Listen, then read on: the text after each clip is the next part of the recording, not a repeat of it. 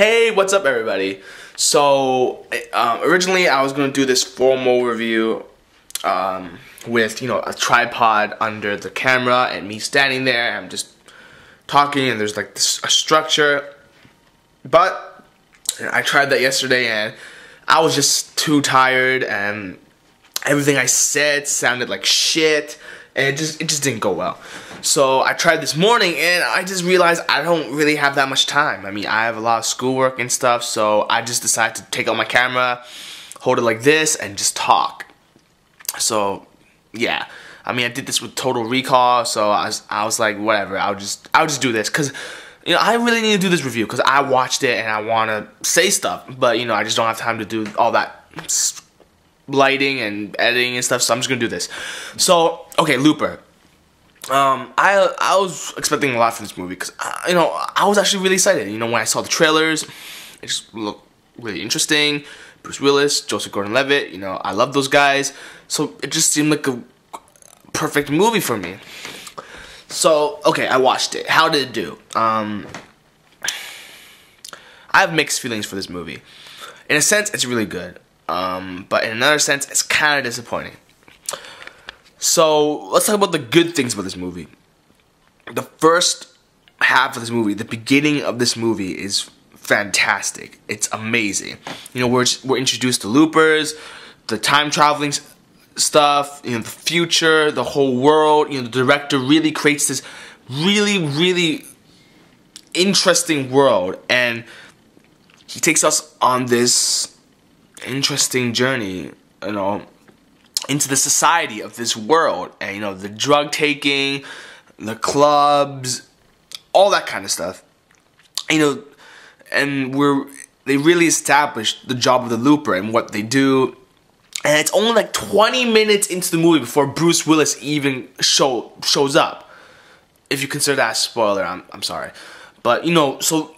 The plot with Bruce Willis and stuff isn't immediately there. He takes his time with his world first. He establishes all this stuff to get us comfortable, and that was the parts. Those were the parts that I found were the best, because excuse me, because it held my attention the most.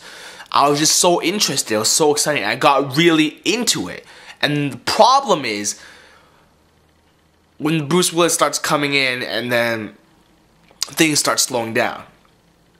I don't want to spoil anything, but Emily Blunt's character shows up and the pacing suddenly goes from really fast and smooth to really slow and dragged out. And it's obvious that these scenes, this section of the movie is for character developing. And, I'm fine with that. But it's just so blatantly character development. It's like okay, here's the movie, here's the world and stuff, and then oh wait, Emily Blunt's character's coming in. Wait, these are the parts where we're developing the character. I just think they could have done it more subtly.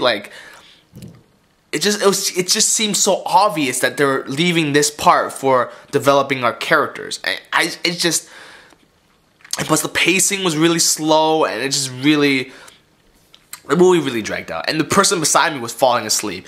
Now, not that I'm saying that these parts make the movie horrible, but I just feel like if the pacing was faster, maybe it was a different scenery, and maybe different things could have been done in this section of the movie to make the movie better. So yeah, and then the last half starts picking up again. It starts getting fast paced again, and the climax coming up, and the stories, wrapping up. And the problem with this one is, the last part is, it feels like a different movie. The first half and the second half feel like two different movies. They don't stick with the time traveling premise. It's very underused. And that was one of the stuff I found really interesting about this movie, the time traveling stuff, and they don't keep with it. They do something else, and I'm fine with that something else. Excuse me. I'm fine with that something else, but I mean, I would have preferred the time traveling stuff a lot better. And the other thing they do, no, I'm not gonna spoil it. I'm not gonna say anything, but what the movie changes into, the theme it changes into from time traveling is really, I don't know. It's just, I mean, the whole time traveling stuff made the movie seem more realistic. Like, I can believe that there could be time travel. But then the last half, when they introduced this new theme for this movie, though still sci-fi and still, you know, fantasy and stuff, it's made the movie seem a bit more ridiculous and made it seem really unrealistic and unbelievable. And, you know, there's nothing wrong with that, but, like, to me, it seemed like in the beginning with the time traveling stuff, they wanted the movie to seem more realistic, and they don't. Like, it doesn't towards the end, because they completely change it. It's the first and second half feel like two different kind of movies, and it just seemed like the movie didn't know what it wanted to be.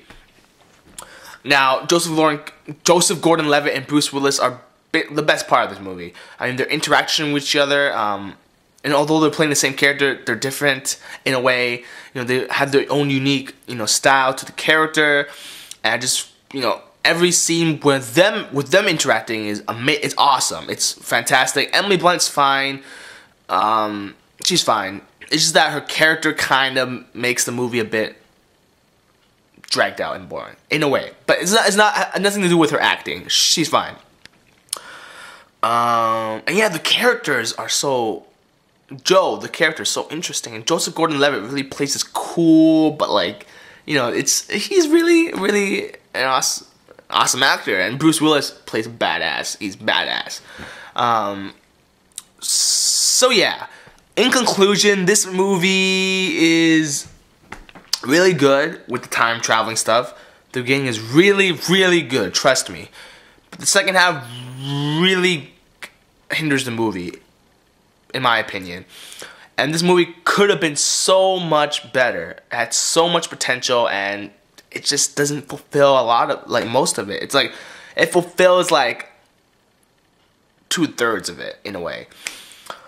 So, yeah, in conclusion, I give this movie a 7.5 out of 10. I don't normally give 0.5s, but I just can't give this movie an 8, but I just can't give this movie a 7. I mean, I still really liked it, don't get me wrong, but it could have been so much better.